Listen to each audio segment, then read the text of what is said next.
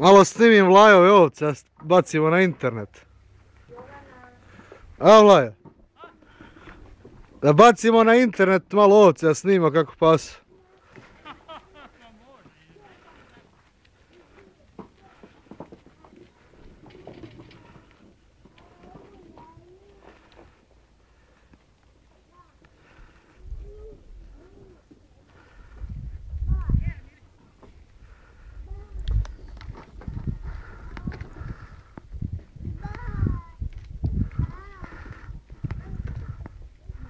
Evo ga Vlajko krupnim kadrom.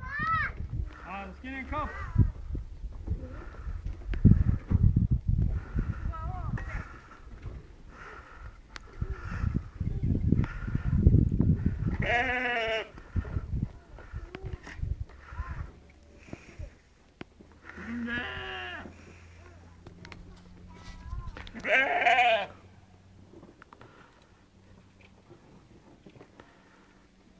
Ne!